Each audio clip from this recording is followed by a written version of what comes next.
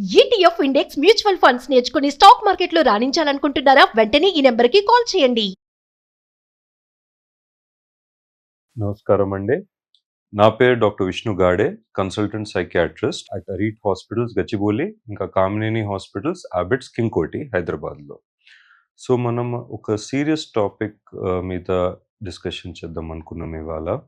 అది రీసెంట్గా last week around 18th August 2025 హైదరాబాద్లో కుకట్పల్లి ఏరియాలో ఒక టీనేజ్ మర్డర్ జరిగింది.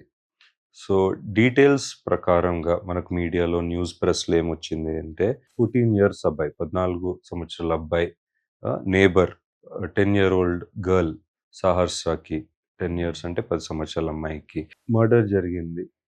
అండ్ ఎలా ఇన్వెస్టిగేషన్లో డీటెయిల్స్ బయట తెలిసినాయి అంటే ఎవరు చేసి ఉండొచ్చు, ఎలా రీజన్ ఏంటి అంటే ఆఫ్టర్ సీరియస్ పోలీస్ ఇన్వెస్టిగేషన్ వాళ్ళ నేబరే అబ్బాయి 14-year-old అబ్బాయి, 14 వయసు అబ్బాయి చేశాడని తెలిసినప్పుడు చాలా సొసైటీ ఇంకా మీడియా చాలా షేక్ అయిపోయింది. సో మనం ఒక సైకియాట్రిస్ట్ లాగా, ఒక డాక్టర్ లాగా ఎందుకు జరిగి ఉండొచ్చు, వాట్ ఆర్ ద కాజెస్, అబ్బాయి మైండ్ స్టేట్ ఏంటి, మెంటల్ స్టేట్, ఎందుకు చేసిండేమో, ఇదొక ప్లాన్డా, ఇంపల్సివ్ యాక్టా, తెలియకుండా జరిగిపోయిందా, యాక్సిడెంటా అని తెలుసుకుందాం మనం ఇవాళ. సో ఫస్ట్ స్టోరీ మన ఎందుకు అయింది అని మీడియా ప్రకారం ఏం తెలిసిందంటే 18th was a మండే. పొద్దున ఫాదర్ మదర్ ఇంటి నుంచి వెళ్ళిపోయారు. అమ్మాయి సహస్రాకి బ్రదర్ కూడా ఉండే, స్కూల్ గోయింగ్ అబ్బాయి, అమ్మాయి కూడా స్కూల్ వెళ్తుంది. సో ఆ రోజు తను ఇంట్లోనే ఉండే. ఇంకా ఈ అక్యూజ్డ్ అబ్బాయి ఎవరైతే ఉన్నారో నేబర్ ఇంట్లోనే ఉండే. కానీ ఆయన పోలీస్కి ఏం స్టోరీ చెప్పిండంటే, నేను బ్యాట్ దొంగిలిద్దామని పోయినాను, క్రికెట్ బ్యాట్. అది ఎంతవరకు నిజమో మనకు తెలియదు. సో ఆయన ప్రకారం స్టోరీ అయితే బ్యాట్ దొంగిలిద్దామా, ఇట్లా దొంగతనం చేసి పారిపోదామని అనుకున్నా. సో ఇంటికి వెళ్ళాడు. నా ఇంటికి వెళ్ళినప్పుడు ఒక ప్రాపర్ ప్లాన్ వేసుకున్నాడు మాకు తెలిసి. నా ఆ ప్లాన్ ప్రకారంగా అమ్మాయి ఇంట్లో లేదనుకున్నాడేమో, ఎందుకంటే అది school time, early morning time, అదే post 9 AM. అండ్ ఇంటికి వెళ్ళినప్పుడు సాడ్గా అమ్మాయి చూసి ఉంటుంది, పట్టుకున్నదేమో వాడికి. అండ్ దాని తర్వాత అబ్బాయి భయపడ్డాడేమో, ఇంపల్సివ్గా ఇప్పుడు ఎస్కేప్ అవ్వాలి, నేను దొరికిపోయినాను, ఏం చేయాలి, ఆ థాట్ ప్రాసెస్లో, ఆ మెంటల్ స్టేట్లో అటాక్ చేశాడు అమ్మాయికి అని అనుకుంటున్నాను. నౌ పోస్ట్ మార్టంలో multiple more than 20 stab wounds ఉన్నాయి అమ్మాయి మీద. స్టాబ్ బోన్స్ ఒక షార్ప్ స్మాల్ ఆబ్జెక్ట్తో చేసి ఉండొచ్చు. అది maybe small knife, pocket knife కావచ్చు, షార్ప్ ఆబ్జెక్ట్ కావచ్చు. Multiple stab wounds, puncture wounds neck మీద ఉన్నాయి, ఇంకా అబ్డామిన్ మీద కూడా ఉన్నాయంట, చెస్ట్ అండ్ అబ్డామిన్ రీజన్లో.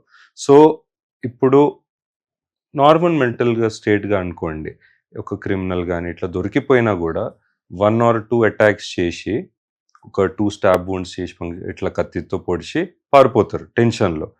కానీ ఈ అబ్బాయి అదే 21 times స్టాబ్ చేసిండు. 21 times అంటే చాలా టైం పడుతుంది. ఒక 1 minute or 30 seconds కంటిన్యూస్గా స్టాబింగ్ యాక్షన్ చేయాలంటే మీరు ఇమాజిన్ చేయండి ఆ మెంటల్ స్టేట్ ఎట్లా ఉండాలి.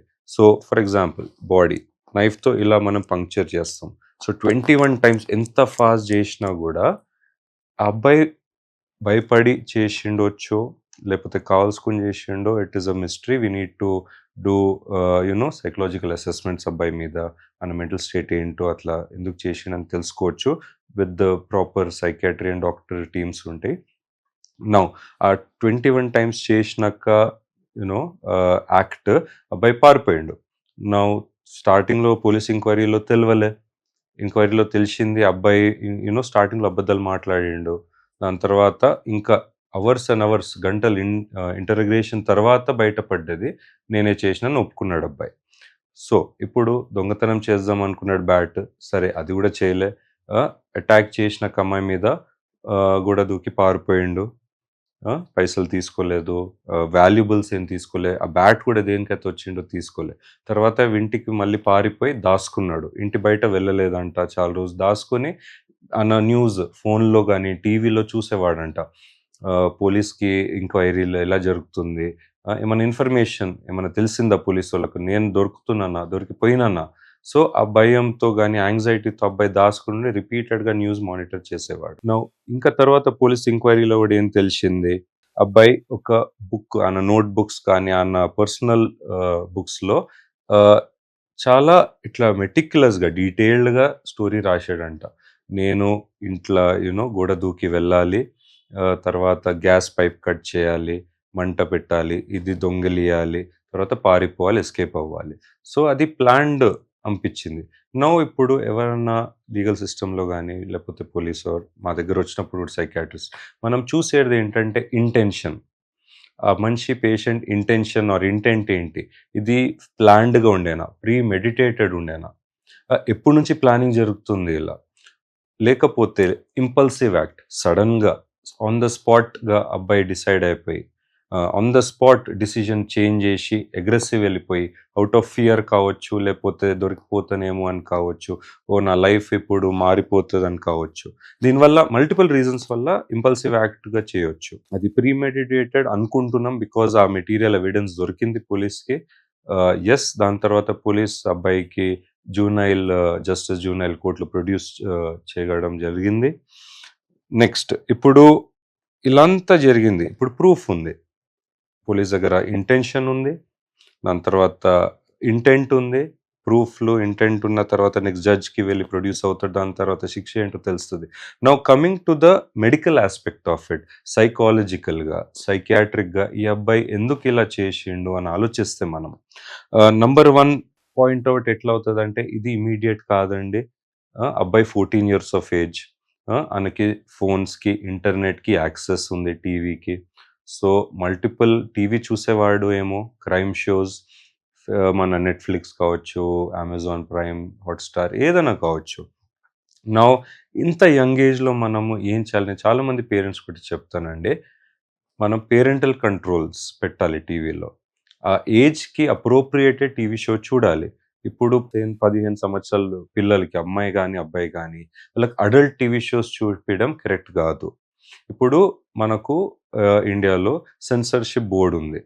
Now central board for film certification అంటాం.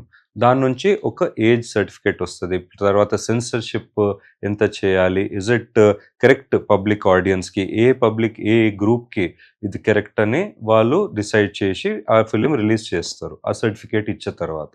అలాగనే మనం గూడా పేరెంట్స్ అయ్యి పిల్లలు ఏం చూడాలి? వాళ్ళ ఏజ్ ఏంటి? 10 ఇయర్స్ అంటే 10 ఇయర్స్ ఏజ్ రిలేటెడ్ షోస్ చూపియాలి. అది కార్టూన్స్ కావచ్చు, లేకపోతే ఎడ్యుకేషనల్ డాక్యుమెంటరీస్ కావచ్చు, కామెడీ మూవీస్ కావచ్చు, యాక్షన్ మూవీస్ కూడా కావచ్చు.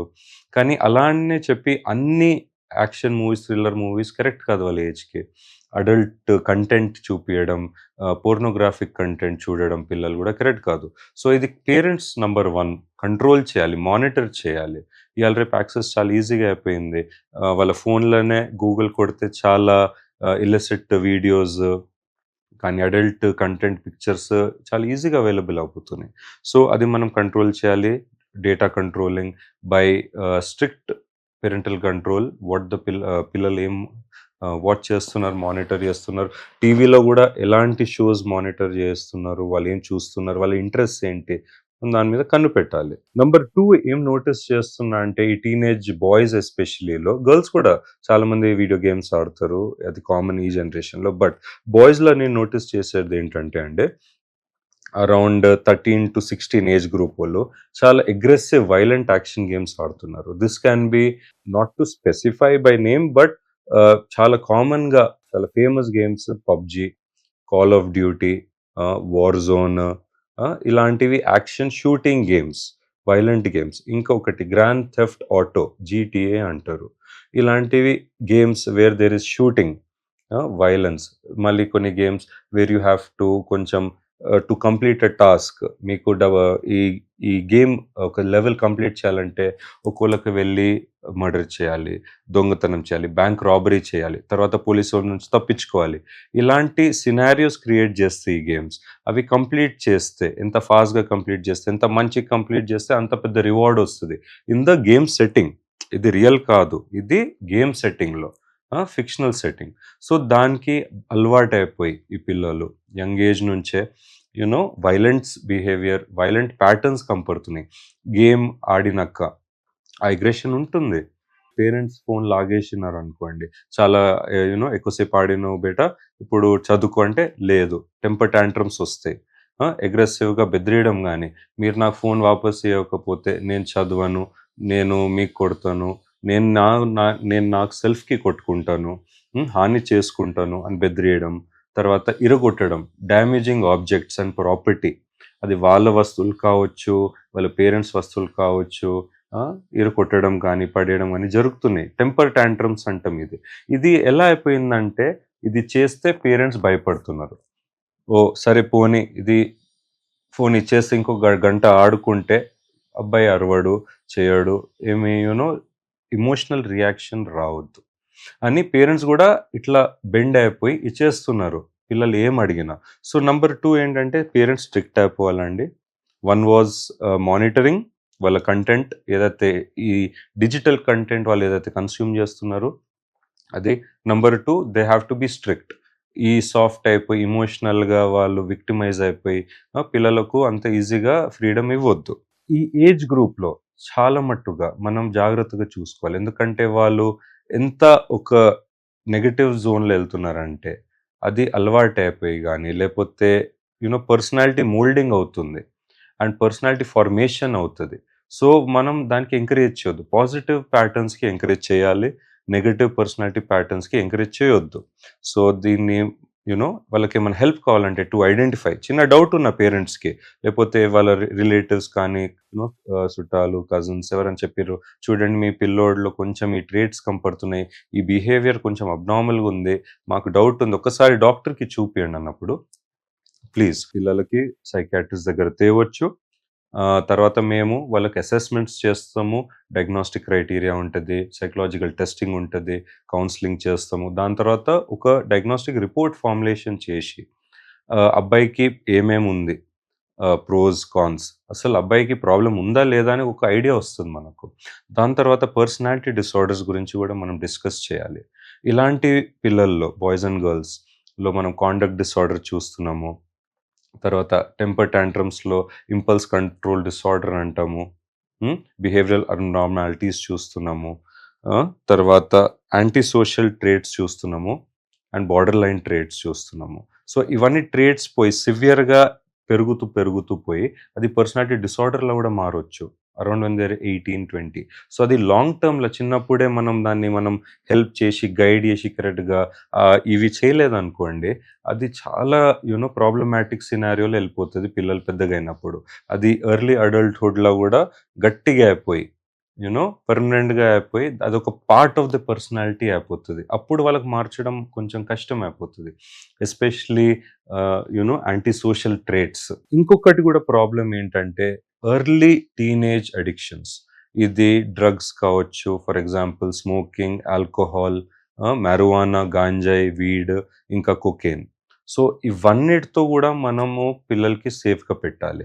చాలా ఎర్లీగా స్కూల్లోనే 9th క్లాస్ 8th క్లాస్లోనే పిల్లలకు చూస్తున్నా వాళ్ళు స్మోకింగ్ స్టార్ట్ చేస్తున్నారు, సిగరెట్స్. మనం దాన్ని కూడా ప్రివెంట్ చేయాలి, కన్ను పెట్టాలి. స్కూల్ టీచర్స్ మనం రెగ్యులర్గా వెళ్ళి మాట్లాడాలి. పేరెంట్స్, బాయ్స్ ఆర్ గర్ల్స్ ఎలా ఉన్నారు క్లాస్ రూమ్లో, వాళ్ళకి ఏమైనా యాంగర్ ఇష్యూస్ ఉన్నాయా, స్కూల్, ఇంటర్మీడియట్ కాలేజెస్లో ఏమైనా గొడవలు చేస్తున్నారా, వీళ్ళు వేరే ఫ్రెండ్స్తో ఎలా ఉన్నారు, టీచర్స్తో ఎలా ఉన్నారు, వాళ్ళ మార్క్ పర్ఫార్మెన్స్ ఎలా ఉంది, ఇవన్నీ మనం మానిటర్ చేస్తూ పోవాలి. చిన్న చిన్న సైన్స్ ఉంటాయండి, స్మాల్ టెల్ సైన్స్ అంటాం. ఈ సైన్స్ వెంటనే క్యాచ్ చేసినప్పుడు మనం ఎర్లీగా ఇంటర్వెన్షన్ చేయడం అవసరము. నెక్స్ట్, సెల్ఫ్ హార్మింగ్ బిహేవియర్ చాలా కామన్ అయిపోతుందండి ఇట్లాంటి పిల్లల్లో.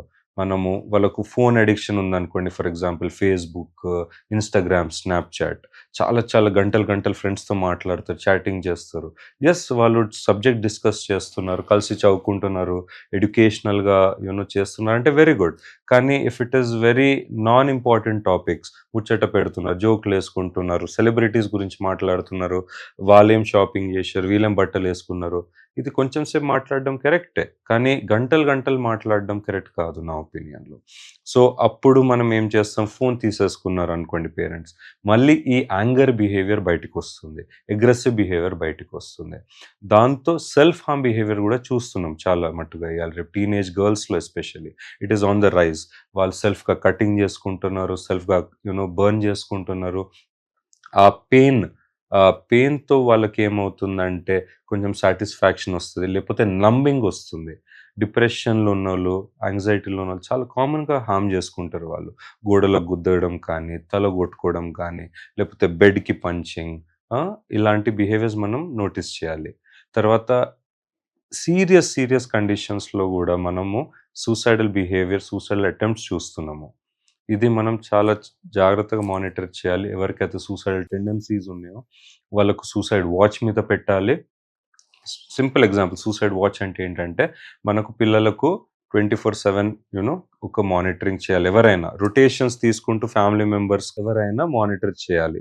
సూసైడ్ వాచ్‌లో ఇంకేముంటది షార్ప్ ఆబ్జెక్ట్స్, నైఫ్స్ కానీ, స్టేప్లర్స్ కానీ ఎనీ షార్ప్ ఆబ్జెక్ట్స్ తీసేయాలి దూరం.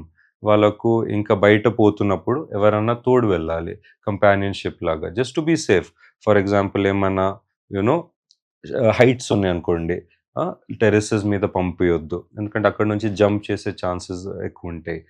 మళ్ళీ రిస్క్ టేకింగ్ బిహేవియర్స్, ర్యాష్‌గా బైక్ డ్రైవింగ్, ర్యాష్‌గా కార్ డ్రైవింగ్ చేయొద్దు. సో, అందుకే వాళ్ళకు బండి ఉంటే కూడా టూ వీలర్ కానీ, ఫోర్ వీలర్ కొన్ని డేస్, వీక్స్ వరకు నడిపివ్వద్దు. అండ్ వాళ్ళకి ఆల్కహాల్, సిగరెట్స్ అలవాటు ఉందంటే డెఫినెట్‌లీ ఇలాంటి ఇలిసిట్ సబ్స్టెన్సెస్‌తో దూరం ఉండాలి. డిప్రెషన్ అండ్ యాంగ్జైటీ మాట్లాడదాం. ఇలాంటి children depression can be seen as early as 12 years అండి. ఇంకా తక్కువ గూడా 8 ఇయర్స్, 9 ఇయర్స్‌లో గూడా చూషినా నేను డిప్రెషన్, యాంగ్జైటీ చిన్నప్పటి నుంచే. So, 12 years, 13 years teenage puberty వాళ్ళకు సపోజ్ ఈ ట్రేట్స్ ఉన్నాయనుకోండి, వాళ్ళు ఎక్కువ బయట పడరు. ఫస్ట్ ఏమవుతది సోషల్ ఐసోలేషన్ అవుతది. జనాలతో మాట్లాడరు, ఒంటరిగా ఉంటారు, ఫ్యామిలీతో కూడా మాట్లాడరు, ఫ్రెండ్స్‌తో కూడా మాట్లాడరు. సడెన్‌గా ఏదైనా ట్రిగ్గర్ అయిందనుకోండి, ఒక సివియర్ అటాక్, ఒక సివియర్ ఎపిసోడ్ లాగా ఎళ్ళిపోతారు. సో, అది గూడా ఐడెంటిఫై చేసి మనం వాళ్ళకు బయటికి తేవాలి. We need to give them counselling support, medical support by medications కానీ, వేరే ఏమైనా యాపెటైట్ లేదు, న్యూట్రిషనల్ స్టేటస్ పడిపోతుందంటే ఐవీ లైన్ పెట్టి వాళ్ళకు న్యూట్రిషన్, వాళ్ళకు గ్లూకోజ్ గానీ, లేకపోతే మల్టీవిటమిన్స్ ఎక్కియొచ్చు.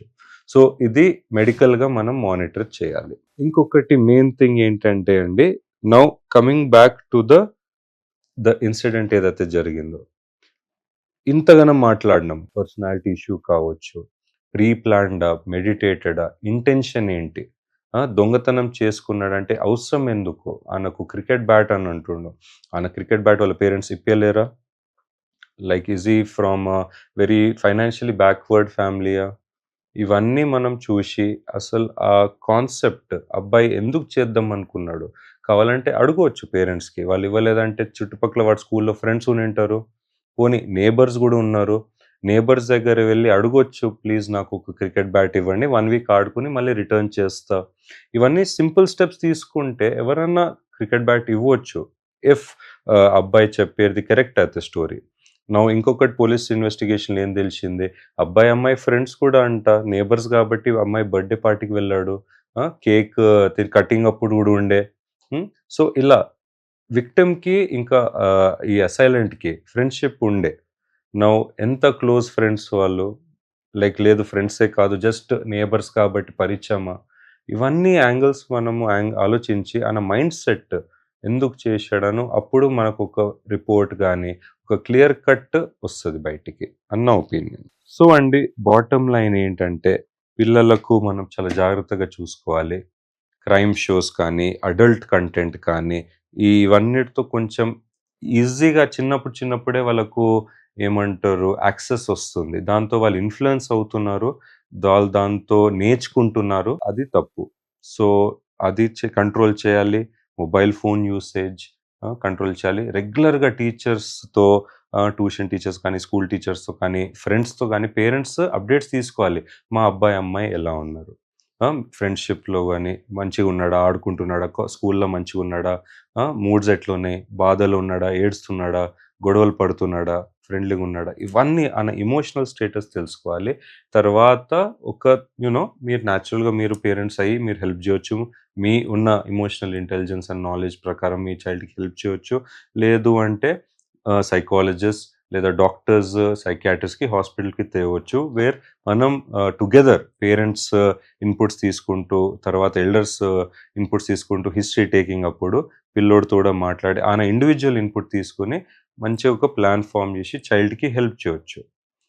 సో, ఇట్లాంటి ఏమైనా ప్రాబ్లం ఉన్నా మీకు తెలిసిన వాళ్ళు సొసైటీలో పిల్లలకి హూ ఆర్ ప్రాబ్లమాటిక్ ఆర్ మీకు తెలిసి వాళ్ళకి హెల్ప్ కావాలి అని అనిపించిందంటే ప్లీజ్ వాళ్ళకు డాక్టర్ దగ్గర రిఫర్ చేయండి హాస్పిటల్స్కి, సైకియాట్రిస్ట్ దగ్గర ఎస్పెషల్లీ. రైట్, థ్యాంక్ యూ అండి. సో నా పేరు doctor Vishnu, consultant psychiatrist, Arete hospitals, Kamineni hospitals, Hyderabad. Thank you.